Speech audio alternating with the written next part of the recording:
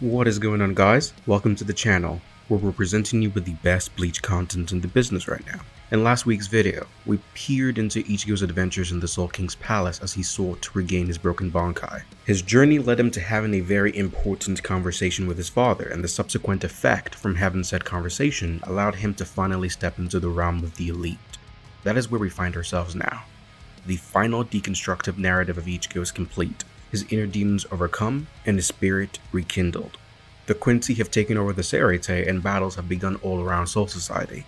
Juha Bach bears his fangs to the old world, and the old world stands ready to push him back. Kubo now has to prove to us and himself that the path Ichigo took to get here was worth it. Kubo now has to establish Ichigo as a powerhouse worthy of the journey we've walked thus far. And I gotta tell ya, it's not perfect. It's objectively not. But true Zanpakutou Ichigo finally allows Ichigo to be the Shinigami he was always meant to be.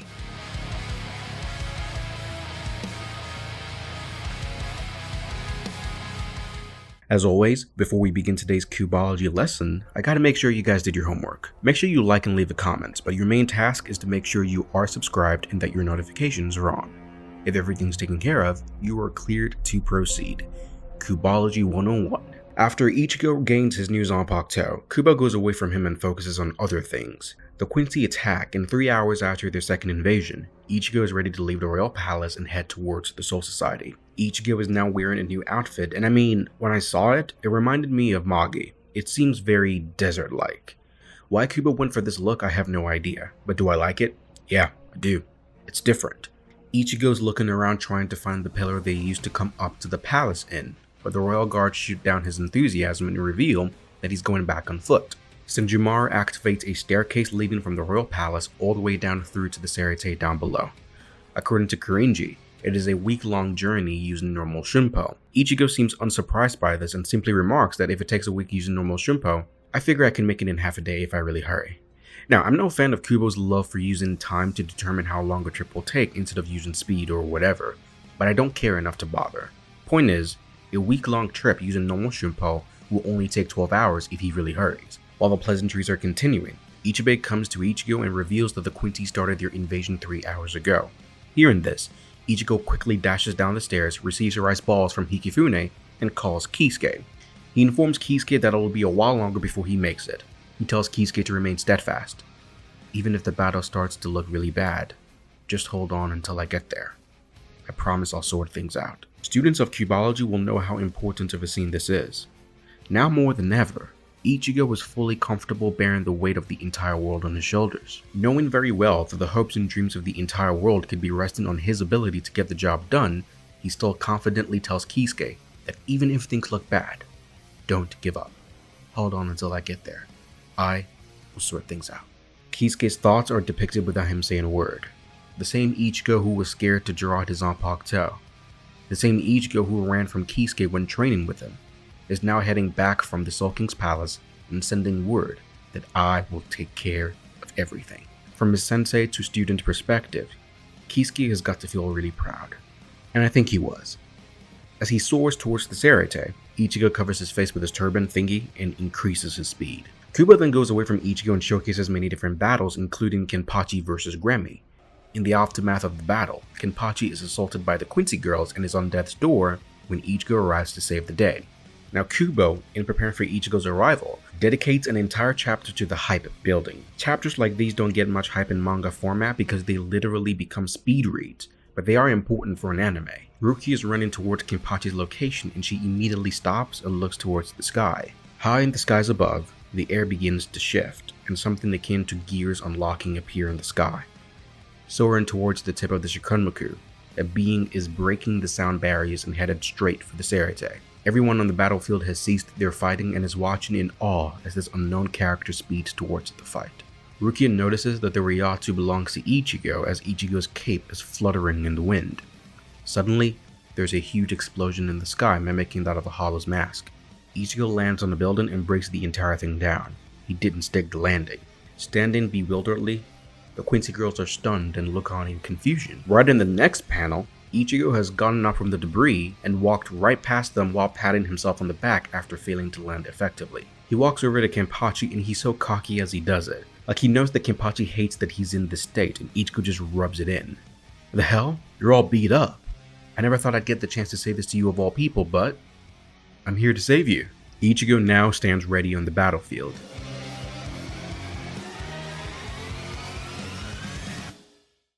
Now the cool thing about this scene is that when Ichigo was getting beaten up by Noritore's henchmen back in the Wakamundo arc, it was Kenpachi who came to save him, and when he did, he made sure to rub it in. So Ichigo's just returning the favor in his own unique way. As Ichigo and Kenpachi converse, Candace attacks from behind with a lightning fist. Ichigo grabs her arm and hurls her into a nearby building with tremendous force. The other Quincy's jump into action and surround Ichigo. This moment will be very cool to see in the anime because the character action of Ichigo's body language is just sublime. He's dodging their attacks, but he has this look of innocence and amusement on his face. Even after Lil Toto tries to eat him alive, Ichigo just casually evades her mouth. Pause. He then strikes all three in quick succession and knocks them into the building nearby. They're all surprised at his strength, and you can see the look of shock on their faces when they realize that this is Ichigo Kurosaki, top of the list on the war potentials. Candace erupts in a bolt of lightning, angered that Ichigo dirtied her clothes. She slams a heart-shaped gear on her side and a bow pops up. She grabs it and fires an attack she calls Galvano Blast at Ichigo. Ichigo just tanks the hit. His outer clothes rip off and we get to see the new Ichigo, wearing clothing designed by the Royal Guard themselves. He wears a standard Shihakusho with an X-shaped white feature along his torso and something akin to a captain's robe below the waist. It's like a version of his Bankai cloak in that it gives him that extra layering of clothing. The Quincy girls all summon their bows and prepare to attack as Ichigo grabs his two blades. As they clash, Juha is happy that Ichigo has returned. The Quincy fire their arrows and Ichigo nonchalantly evades them and tosses them into rubble yet again. Candace then enters her complete holy form and god dang, those legs are wow. Just like, Candace is top 5. Like, she's gotta be top 5. Anyway, we must stay focused, my brothers. We have to stay focused. Candace lunges towards Ichigo and summons a lightning bolt, using them as swords, and she clashes with Ichigo. She fires a lightning bolt at Ichigo, who makes a horizontal swing with a shorter sword and fires a Getsuga Tensho. This attack completely neutralizes Candace's arrow, but she follows up with an even greater lightning attack. Ichigo doesn't even try to dodge, he just tanks the hits. Candace increases the power and force of her attacks and fires a massive bolt of lightning at Ichigo. And Kubo has blessed us with this very interesting shot, and it's very... Anyway, Ichigo dashes towards Candace and makes a cross-shaped swing, which unleashes a cross-shaped Getsuga he calls Getsuga Jujisho. That's Ichigo's official second Zanpakutou technique after a standard Getsuga Tensho. As the attack heads towards Candace, instead of dodging, she tries to block the attack and Ichigo has to tell her to dodge it instead. As stubborn as she is, she insists on blocking the blow and she loses an arm because of it. Ichigo's attack causes a cross-shaped mark in the sky, parting the clouds above. After regenerating her arm courtesy of Giselle, Candace intends to rejoin the battle, but she's sniped from behind by Basby, who attacks the other girls in the process. Ichigo basically has a huge bounty on his head, and every Quincy worth their trade wants to take the glory of defeating Ichigo Kurosaki for themselves. Of course, Basby's attack doesn't kill any of the Quincy girls, and now, after a few more Quincy join the fray, Ichigo is staring down 8 Quincy. 8v1. Those are really tough odds, but you should see the look on Ichigo's face. The man is not bothered in the slightest. He's prepping to battle them when a light shoots towards the sky.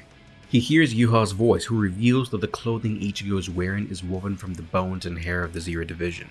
It's basically Ichigo's own personal Oken. It allows him to pass through the 72 barriers separating the Serete from the Royal Palace. But the drawback from coming down to Soul Society using this garb is that once you pass through the barriers, they cannot be closed for another 6,000 seconds. The moment Ichigo learns this, he charges towards Juha. There's no hesitation. He's very clear in what he has to do. As he dashes, Menina slams his head into a building, dragging him across multiple buildings in the process. She prepares to punch him again when Ichigo jumps into the sky. Behind him, Nanana attacks him, but Ichigo evades that as well. He continues his pursuit of Juha when Robert Akutron points his gun at Ichigo's head. Mind you, he took out Shinsui's eye and he's in an even better spot to hit Ichigo, but Ichigo still evades this attack and counters.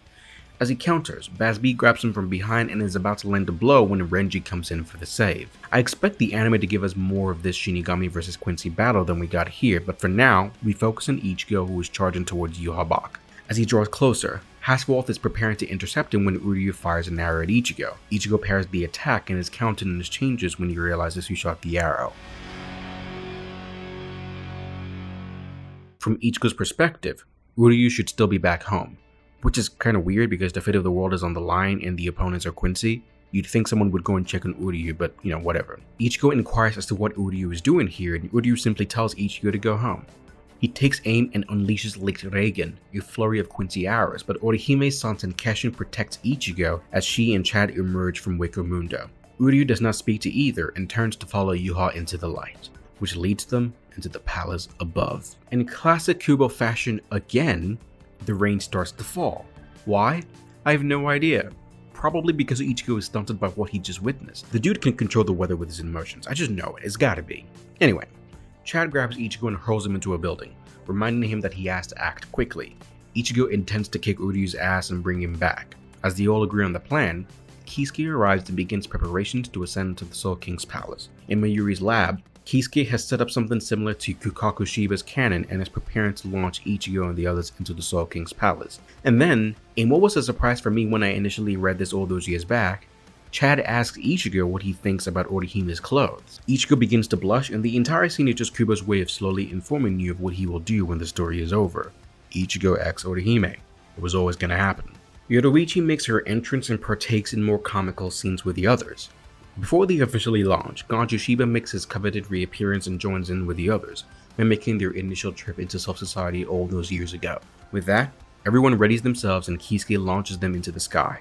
As they ascend, everyone reminisces about the past and Ichigo's stance is clear. Our mission this time is to defeat Juha Bach, and while we're there, we'll beat up Ishida and drag him back. They arrive at the palace and notice that it's awfully quiet.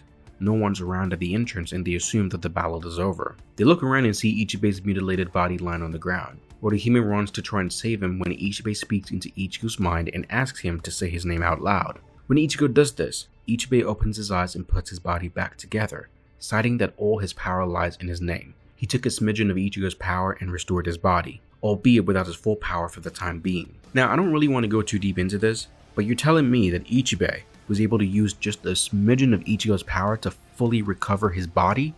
That's some serious power. He asks Ichigo to stop Juha, who has defeated Squad Zero and is headed for the Soul King. Ichigo and the others run towards their destination. They arrive at the Spirit King's quarters and Orihime lifts them up to the inner shrine. They arrive to see Juha standing before the Soul King. He turns and challenges Ichigo, who looks on with confident eyes. Juha has some more monologue before stepping aside to reveal the sword embedded in the chest of the Soul King. Ichigo immediately blitzes past Juha and grabs the blade. Juha challenges Ichigo to draw the sword out, and when Ichigo does, Quincy markings akin to the Quincy Blute appear on his arm and he slashes the Soul King, cleaving him in two. As Ichigo watches on in horror, Juha proclaims that this is the end of the Soul Society. Juha explains that his Shrift is the Almighty. He can see the entirety of the future and he can strip or bestow any powers to anyone. His Ryatsu dwells in his sword and he bestowed it onto Ichigo. It flowed into Ichigo and called out to his blood, beckoning him to cut down the Soul King. Ichigo overpowers the Quincy provocation and breaks free, dropping the sword. He grabs his blade and clashes with Juha Bach. Meanwhile, Yoruichi sets up a trap and asks Orihime to heal the Soul King. She tries, but she fails. At the same time, Ukitake, who was down below in the Serete, activates his Minihagi ability and takes the place of the Soul King. Juha asks why Ichigo is content with allowing a being like the Soul King to exist. Ichigo's answer is a reiteration of his conviction. I came here to stop you, and to protect the Soul Society, the human world, and Wakamundo. Juha calls him out on his supposed arrogance, choosing to defend the entire world, and Ichigo's reply drives home the point even further. Even if someone else could take my place, that wouldn't mean I could just run away and do nothing.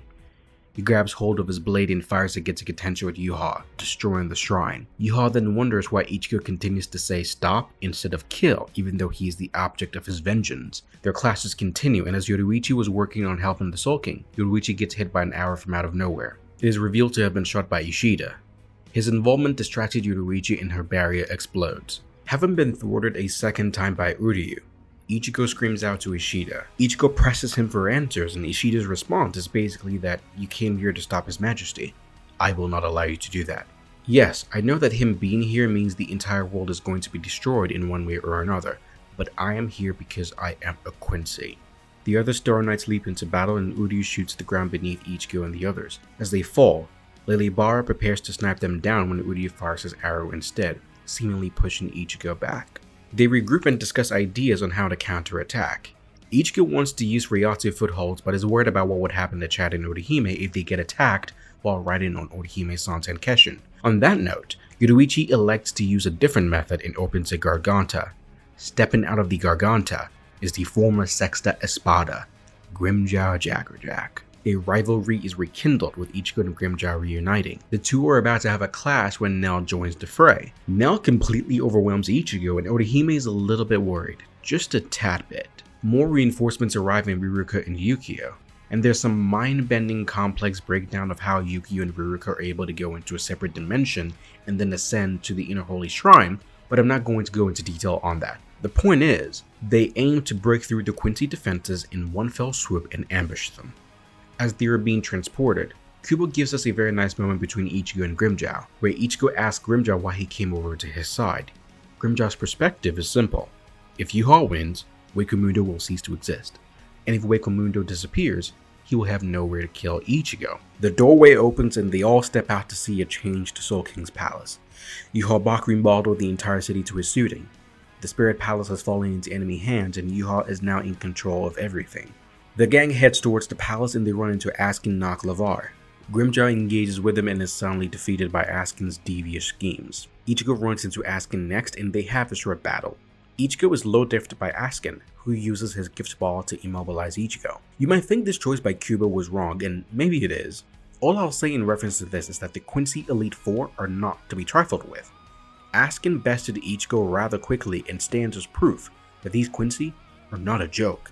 Kubo switches to other battles in the Soul King's palace, and when we pick back up with Ichigo, he runs into Uryu, who is being confronted by Hashvalth, who challenges Uryu to kill his friends as proof of his allegiance. He fires arrows at Ichigo, who dodges them and clashes with Uryu. Uryu parries Ichigo and grabs a Sele Schneider. He fires it at the ground Ichigo was going to land on and Ichigo falls down below. Orihime saves both him and Chad and they regroup to analyze the situation. Hashvalth intervenes and Uryu tells Ichigo to run for it while he holds Hashvalth off. He notices that because Hashvalth has Yuha's abilities, Juha is vulnerable right now and asks Ichigo to go find him. The two exchange some words and Ichigo leaves with Orihime and Chad. They get attacked by some stone men and Kubo has Ichigo protect Orihime. It was quite sweet of him. He's holding her little head to make sure she's okay. Chad and Gonja remain to fight these stone men, leaving Ichigo and Orihime to fight Juha Bach. This brings us to the final battle of the Bleach franchise, Ichigo's clash with Juha Bach. So we've arrived at the single most controversial point in all of Bleach. And before I begin this massive undertaking, because make no mistake, this is the most difficult video I have ever had to write thus far, I have to give you all a disclaimer. I love Kubo, I know you know this, but we have to be honest. This final battle is very convoluted and in many ways, it doesn't make a lot of sense. I can see a skeleton of what Kubo wanted, I can see what he might have had in mind, but the execution here is poor. So what I'm going to talk about here will not be clear, it will not be easy to understand, and it will have gaps in logic. This is simply because the source material in of itself is lacking in cohesiveness. So I'm going to try my best. You know I will. Just go easy on me if it doesn't make sense. And if I'm all the way wrong, we'll see what happens when the anime adapts it. Ichigo vs Juha Bach. Here we go. Juha is asleep, and he dreams a dream.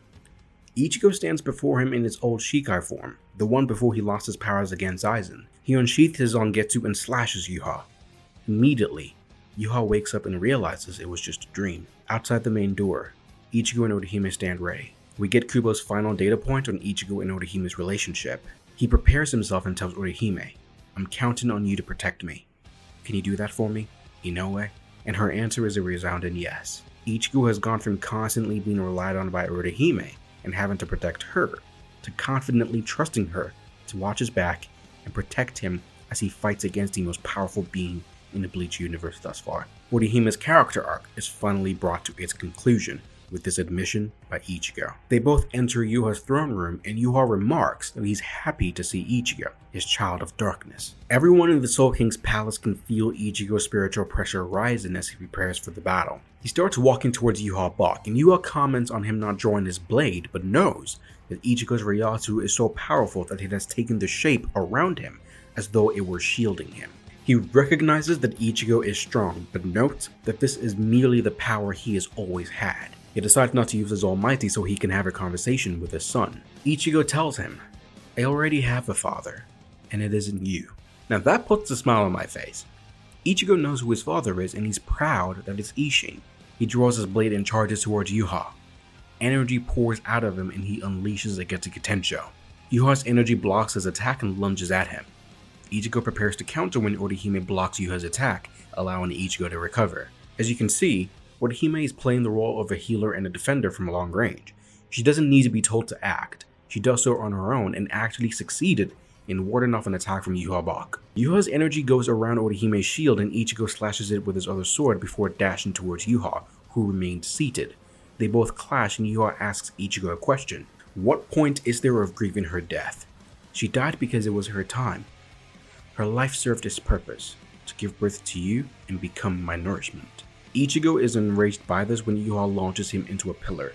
He then gets up from his throne and beckons Ichigo to attack. Ichigo stifles for a moment as Orihime runs towards him, but he ignores her and lunges at Juha. His dark shadows overwhelm Ichigo, but he just gets back up and attacks again and again and again until Orihime reaches out and grabs his shirt. She asks him to calm down for a second, and he turns to Orihime and looks at her. She immediately lets go of his clothing and Ichigo runs back towards Juha. You can see the change in expression on Orihime's face. She goes from being worried about Ichigo and what he's doing to focusing on helping him achieve whatever plan he has in mind. As Ichigo continues to clash and battle against Juha, Orihime heals him from a distance. Again, Orihime is playing her role perfectly. Ichigo glances at his sword and notices that it's turning white. He immediately calls out to Orihime and she instantly knows what to do. She summons her shield and protects them both. As he catches his breath, Orihime confirms her theory, and yes, Ichigo was not charging in without a plan. There was someone he wanted to wake up by drenching them in Quincy Ryotsu. His blade begins to turn white and there's a massive explosion. From the smoke, Ichigo steps forward with a new form we have aptly called the Horn of Salvation.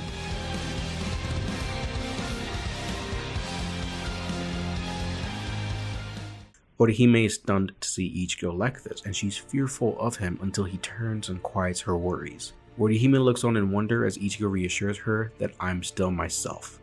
Kubo goes out of his way to draw a panel of Orihime with love literally in her eyes. Ichigo explains that Old Man Zangetsu represented the Quincy power he inherited from his mother, and his inner hollow, which fused with Shinigami powers, is what he inherited from his dad. Both sides are quiet when they are balanced, but breaking the balance allows them to come to the forefront. He would have liked to be able to control which one comes out when, but since he hasn't gotten good at doing that yet, he used Yuha's power to trigger them awake. Juha smiles from ear to ear as Ichigo steps outside Orihime's shield while grabbing his other blade. Ichigo powers up and destroys the entire shrine. Juha begins to draw his blade when Ichigo blitzes to him and grabs his hand. While holding Yuha's hand, he raises his sword to cut Juha and causes an explosion, but Juha parries Ichigo's swing. He knocks Ichigo back and cuts him in the process. As Ichigo is being hurled away, he starts charging up against a Tensho. He takes one sword and reaches it out towards his horn as a crescent moon forms. But as he does so, the blood from his wounds ascend towards the Getsuka Tensho. He combines his holified Getsuka Tensho with a Grand Ray Serra to produce a Grand Ray Getsuka Tensho. He launches this attack at Juha and it hits its target. Juha is injured by this, but he breaks through Ichigo's attack as Ichigo recoils off the wall and clashes with Juha, who consequently awakens his almighty ability. He recognizes Ichigo's power and admits that he cannot let his guard down any longer. Orihime watches on as the battle for the fate of the world continues. Ichigo crosses blades with Juha and parries his blade. He then reaches out to grab his other sword and Juha counters by summoning another one of his Reishi blades. As Ichigo gets launched back, he prepares to land on the ground when a blade-like attack pierces his foot. He immediately jumps up and intends to bounce off a pillar, but that pillar is also laced with the same kind of trap. Ichigo falls to the ground and dodges Juha's swing. Ichigo is mulling over different ideas on how to defeat Juha. Juha sees that Ichigo is thinking, trying to conjure up a chunk in his ability, and challenges him to stand right there where he is. As Ichigo looks on, he's immediately pierced by another one of Juha's traps and falls to the ground. As Ichigo tries to regain composure, Juha stands before him and explains that the future is not a single straight line stretching from the past. Instead, it is like countless grains of sand scattered outward from the present. Each one of those grains of sand is a future. They represent one of countless possibilities. When people speak of hope that the future can be changed, Juha acknowledges that yes, the future can be changed. However, to change the future is to merely shift from one of those grains of sand to another. But he has the ability to gaze down upon all those grains from on high, watching as his opponents jump from one grain to another. He tells Ichigo to continue leaping between those grains of sand. Kubo then goes on to show us something quite interesting. He shows us Yuha's perspective. Like I previously mentioned, Juha is looking down from above, watching people jump from one grain of sand to the other, and Kubo actually shows us what he sees. It's an Ichigo jumping from one grain of sand to another, but oddly enough, the Ichigo we see is Ichigo in his original Shikai form, the same form Juha dreamt would kill him. As Juha tells Ichigo not to succumb to despair, Ichigo pushes back at his rhetoric. I know all about despair. I've encountered it again and again, and every single time, I've conquered it. Flashes of his memories peer through his mind as he grabs both of his swords and holds them side by side. With resounding confidence, Ichigo screams out, Bankai, Tenza Zangetsu. But almost immediately, Ichigo's sword is snapped in two. As he looks on in horror, Juha drops half of Zangetsu's blade. Juha explains that Ichigo's Bankai is such a dangerous Bankai that he took the precaution of snapping it in the future. He then proceeds to break Ichigo's horn the same way he did his Bankai, and he throws it at Ichigo, who parries it. Juha teleports behind Ichigo and slams him into the ground. As Ichigo tries to regain his posture, he's immediately cut across the torso by Juha and launched onto another pillar. Juha wastes no time and lunges at Ichigo, who's left vulnerable. Orihime jumps into action and blocks Juha's swing with her shield, but Juha breaks through it and cuts Ichigo right across the chest. He reveals that the Almighty is not merely the power to see the future, it is the power to alter it. As Ichigo looks on in absolute horror, Juha tells him once again, try not to succumb to despair. He tells Ichigo that his power is no different from your own power. Just as your powers allow you to influence the single instant that you can see with your eyes, mine only allows me to influence the multitude of futures I can see with mine. So show me that you can change the future. No matter how wondrous the future you choose to create, I will already have seen it, and I will show you that I can slice apart even the new future that you have wrought. For the third time, he tells Ichigo, do not succumb to despair. In sheer frustration, Ichigo screams out in anger but continues to be beaten down by Juha, who grabs Ichigo and begins to absorb Ichigo's power. His horn fades away and he stumbles to the ground, defeated. Juha Bach laughs maniacally as he revels in his victory. He opens a portal and walks through it, intending to destroy both Soul Society and the human world. Renji and Rukia come to Ichigo's aid as Orihime tries to repair Ichigo's Bankai. She fails to do so, but due to assistance from an unlikely ally in Tsukishima and Ginjo, Orihime is able to restore Ichigo's Bankai. Explaining how Tsukishima and Orihime counters Yuha's ability is potent enough for its own video, but for the purposes of understanding this video, note that Tsukishima inserted himself into Ichigo's past by stabbing him, and created a past where Juha had not broken Ichigo's Bankai. Orihime is then able to use her ability to reject his broken blade and reform his Bankai. Ichigo and Renji speed towards the Serite to confront Juha again. As they run through the Dangai, why they're running through the Dangai I'll never know. Juha went from the Soul King's palace to the Serite below. You don't need a Dangai to get there. Ichigo's body is reeling from Juha's attack and he's having trouble moving forward. Renji, being the faithful friend he is, picks Ichigo up and helps him along the way. The two share a very heartfelt moment where Renji thanks Ichigo for allowing him to reconnect with Rukia, and Renji pledges to always be there for Ichigo if he needs him. The two share a smile and continue their advancement towards the Serite. Now, Juha and Aizen were duking it out while Renji and Ichigo were headed to the battlefield, and while I would love to give you my exact thoughts on their encounter, I have to keep this video focused on Ichigo. The important takeaway from Juha vs Aizen is that throughout their battle, the rendition of Ichigo and Renji we see is not Ichigo and Renji. It's Aizen utilizing his Kyoka Suigetsu to manipulate Juha. The real Ichigo doesn't show up until the end, when Aizen is impaled by Juha and reveals himself. Ichigo stabs Juha from behind and unleashes a Bankai Getsuga Tensho. The destructive capability of his Bankai actually kills Juha, but he brings himself back to life using his almighty ability. Aizen is blindsided by Juha and Ichigo has his sword knocked out of his hand. As he reaches to grab it, he's overwhelmed by Juha's dark shadows and engulfed by it. Juha begins to overrun the entire known world of Bleach as he nears completion of his goal.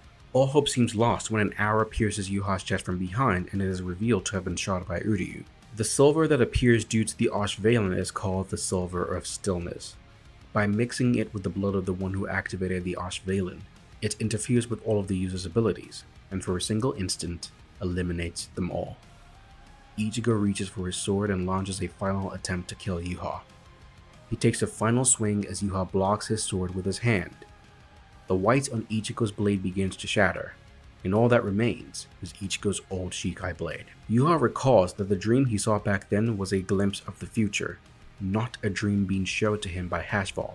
Ichigo slices at Juha Bach and cuts him in two, killing the Quincy Empire King. Okay, so that right there is the battle as presented by Kubo, and it makes some kind of sense in some places and no sense in others. What I would like to do now is attempt to give you some perspective and understanding of what Kubo tried to do and maybe what he should have done. Let's start from here. Juha Bach's almighty powers. The Almighty is said to grant its wielder the ability to see the future and change the future. More specifically, as explained by Juha himself, the future is not a single straight path stretching out from the past. Instead, it's like countless grains of sand, scattered from present to future. Each sand is a possible future, and for one to change their future is to jump from one grain of sand to the other.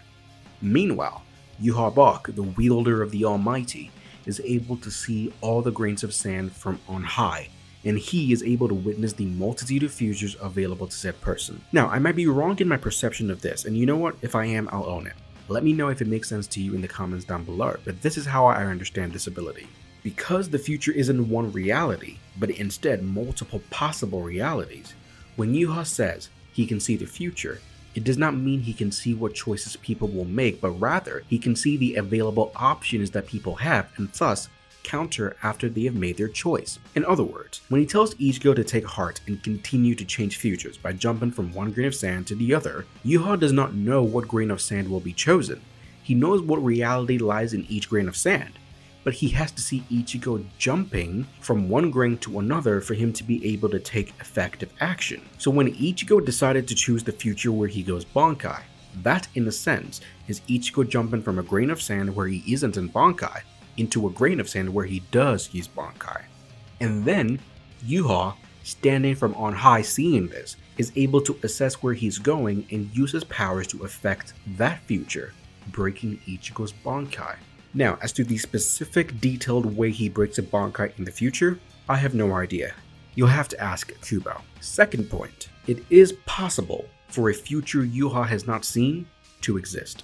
What do I mean by this? This whole jumping from one grain of sand to another concept that I've been using assumes there's a set number of future possibilities available. And yes, in most cases, if the options presented to a person are limited, there can only be so many futures. Let me give you an example. If for whatever reason you are confined in a room and offered 3 food options in rice, meat, or pizza, depending on how specific the environment is, there are only 4 futures that can arise from the question, what food will you choose? You'll either pick rice, meat, pizza, or refuse to not eat at all. There is a finite number of options available to you because of these specific circumstances. But even if you take that concept and expand it to Juha's supernatural level, where it goes from 3 to 3 million or whatever crazy number there is, it is still possible to create a different future if you've got the right people. Case in point, Aizen's Kyoka Suigetsu and Tsukishima's Book of the End. In Tsukishima's case, the Book of the End allowed him to insert himself into Ichigo's past, thereby creating a past that is different from any past that would have happened.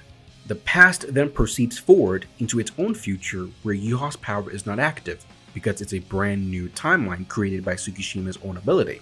Aizen is another person with the ability to create a future Juha cannot see. Because of Kyoka Suigetsu's complete hypnosis, he is able to put Juha under his spell and cause the future Juha believes he is seeing to be incorrect, thereby creating a future that Juha is unable to see. And then thirdly, my goodness, this has got to be the hardest script I've ever written. Thirdly, Juha's ability is limited by his own intelligence and wisdom. What do I mean by this? As broken as the Almighty is, it is still dependent on Juha Bach's ability to know which futures will be chosen by his opponent and which future is most important. Understand that this is a crazy ability. Yes, absolutely. But each person has a nigh endless number of possible futures that they can choose at a moment. Think of it this way. Juha is fighting Ichigo, and Ichigo has 100 possible futures that Juha can see at a given time. As time progresses forward and circumstances change, the possibilities also change, becoming smaller or bigger.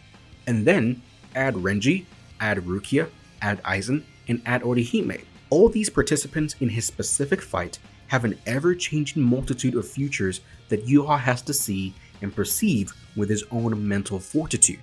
My point here is, it would be incredibly easy and logical for Juha to make mistakes about which future is most important or most dangerous, and we get a few examples of this. When Juha is asleep and resting, he has a dream where Ichigo attacks him in his sleep and slashes him with his old Shikai Zanpakutou. Juha dismisses this as just a dream and ignores it.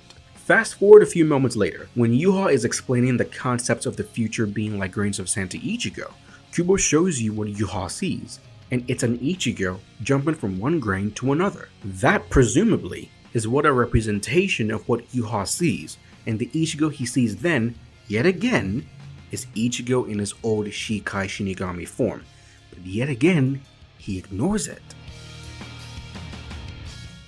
Fast forward to when he encounters Aizen. He believes that his almighty is strong enough to overcome Kyoka Suigetsu and makes grand statements about how he knew that the first person he sent flying was Renji, and that the one whose arm he cut off was Ichigo. In reality though, none of them were Ichigo or Renji. They were all Aizen playing the part of Renji and Ichigo. He has to be wise enough to notice gaps in his own logic for his almighty to work effectively, but he's limited by his own intelligence and deductive skills. And then we have the final and biggest blunder of Juha. For some strange reason, Aizen undoes Kyoka Suigetsu, which I don't think he did.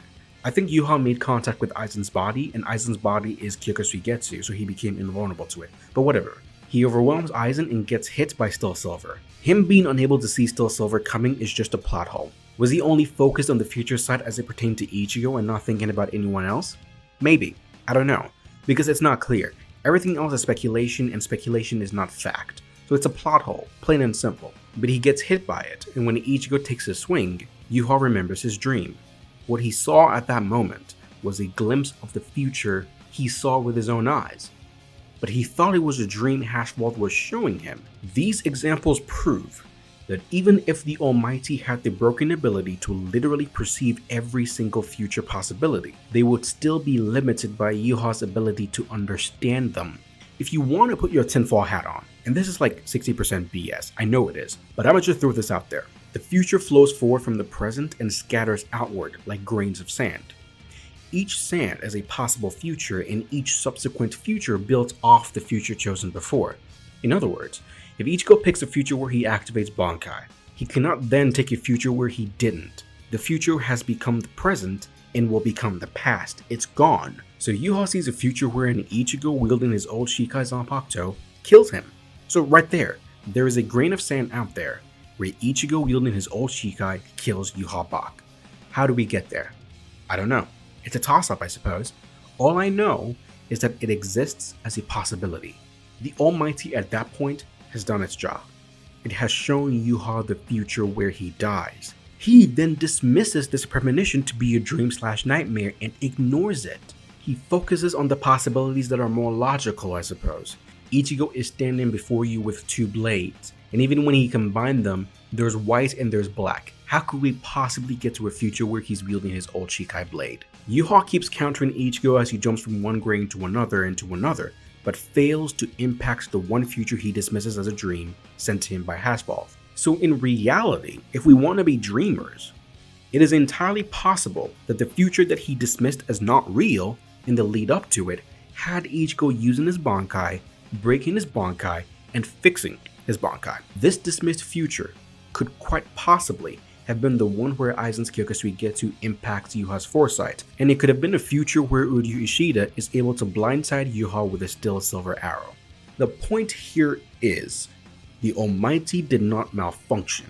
It showed him a future where Ichigo Kurosaki, wielding his old Shikai blade, kills him. Juha just willingly chose to ignore it, and that is the future that ended up becoming a reality.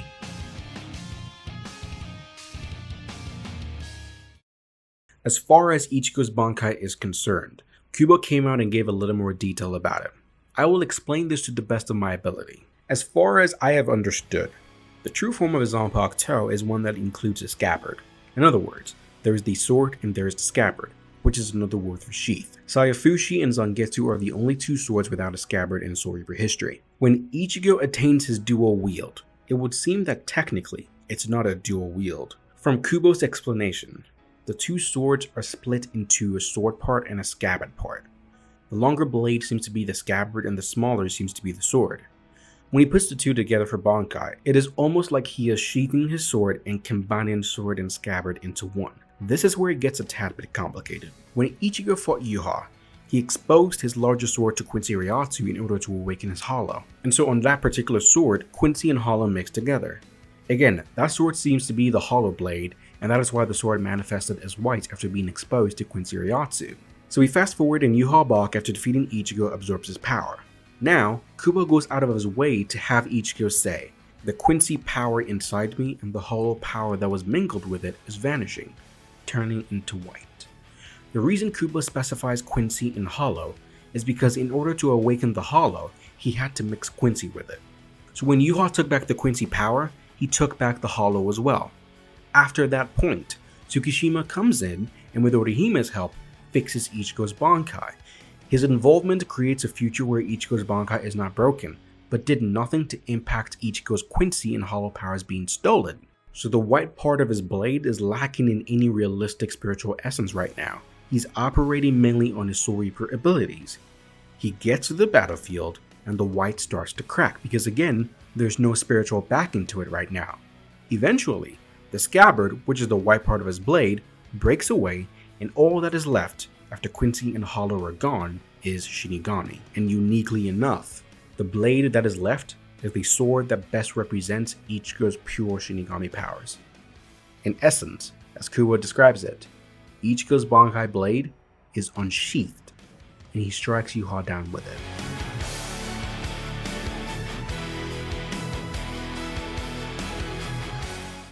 Wow, that was... wow. The final thing I'll say about Ichigo from a battle perspective is that true Zanpakutou Ichigo, from a battle perspective, is a combatant with probably 5 main abilities. You can use a Getsuga Tensho with either blade.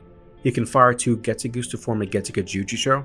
He can combine Getsuga with a Grand Ray Serra to form a Grand Ray Getsuga. You can probably double that to form a Grand Ray Getsuga Jujusho. And he has a Horn of Salvation Holification ability. From there, he goes Bankai, and even though we're not sure about what his Bankai does, it definitely possesses enough destructive power to kill Juha Bach. Ichigo definitely proved that from a power output perspective, he is one of the strongest beings in all of Bleach. His resistance to Hack's abilities like Askin's poison is really low, and he could get beaten by one of those guys if he's not careful, but the pure unbridled power within is undeniable. A decade passes and Soul Society has been made anew. Captain Kurosaki has now been the head captain for 10 years and technology has progressed. In the world of the living, Ichigo Kurosaki married his longtime friend and had a kid named Kazui. Rukia and Renji also became parents to a young girl called Ichika. It has become a world of peace after Yuha's defeat. Kubo opens up the chapter with a stunning picture of Ichigo, standing with his sword strapped to his back and a look of maturity embedded into his eyes. After the last vestiges of Yuha's power passes, Aizen, who is once again trapped in Muken, recalls Yuha's final moments. Juha grabs Ichigo's blade and tells him that the path is now closed, the path to a world without fear. He tells him that the human world, Soul Society, and Wakamundo belong together as one. They should have been brought together so that life and death may mingle as one and the fear of death destroyed. He reaches towards Ichigo and speaks directly into his ear, sharing his final words with the Son of Darkness. Life and death will not lose their form, and all living things will continue to live their lives in fear of death for all eternity. As the Empire King falls, Ichigo looks on, unfazed by his words, but almost with sadness, pity, and understanding in his eyes. Kubo then offers Aizen the responsibility of narrating Bleach's final moments. Aizen believes that the world Juha wanted to create might have been devoid of fear, but in a world without the fear of death, men would be unable to face that fear and move forward. Sure, they could have walked forward by living, but it would be different from the progress made while conscious of the fear of death. We have given this act of walking onward a special name. We call it courage. And in a way, this ties together the story of Bleach. Bleach is a story about Ichigo Kurosaki, but the world of Bleach is one where the fear of death looms heavily over its inhabitants. The threat of being devoured by a hollow cripples the hearts of many. Even the death gods themselves fear death. And even a being like Juha, as powerful as he became, could not outrun the fear he felt as a baby when he felt the cold embrace of death caress him in her arms. Even he wished to escape to a world where death no longer existed. But Kubo makes his point and lets us know that death, while it is truly a scary thing to consider, provides all of humanity with a reason to appreciate the life they have. And this act of living, despite knowing that one day you might die, is called courage. Ichigo Kurosaki was born in a pit of death, the son of a death god and a Quincy, the offspring of two sides that wish to kill each other and have wronged one another in the past. He has been able to see ghosts and commune with these creatures of death as though they were human beings. Death has knocked at the door of his friends and family many times, and he himself has heard the call of death many times. But as scary as those moments were, and they were scary, they provided him with an opportunity to grow, an opportunity to sharpen his blade, and an opportunity to display courage. Step by step, our substitute Shinigami learns about the world. He witnesses the disconnect in the world around him and learns about himself along the way. He is met with failures at every turn and almost falls victim to the weight of disappointment looming over him. The bonds he has forged over his life remain by his side, and at different points in his life, a different bond becomes the reason he is able to overcome adversity. He ascends into the level of being what he was always meant to be, and stands as a defender of not just his family, not just the town, not just an afterlife, but the entire world as he understands it. He strikes down his enemy, splitting him in two, and saves the world. He is then able to facilitate his dream into reality. He settles down with his beautiful partner and he has a son. He has a closely knit unit of friends and family, and he is still able to wield the power to protect. He is happy. And for a long time, we thought that was it for Ichigo's story. That is, until Hell's Gates opened and a new threat emerged. This is the end of chapter 8 of this 9-chapter series. We're headed into Hell on the next one, and I cannot wait. If you enjoyed this video, please do leave a like, comment, and subscribe. You guys are supporting this channel to a level I did not dare to dream of. And I would like to give a deserved shout out to my boy Visionary, who has helped me fix my internet problems, altered my setup, and helped me pick out a very powerful PC that I can use to bring you guys better content than before. Thank you very much, Visionary. I appreciate it. And when you all see the upgrades, know that it was one of you who helped me bring better content to you. Anyway, I'm gonna head out now. This is your boy Rebirth, signing off. Until the next one, peace out.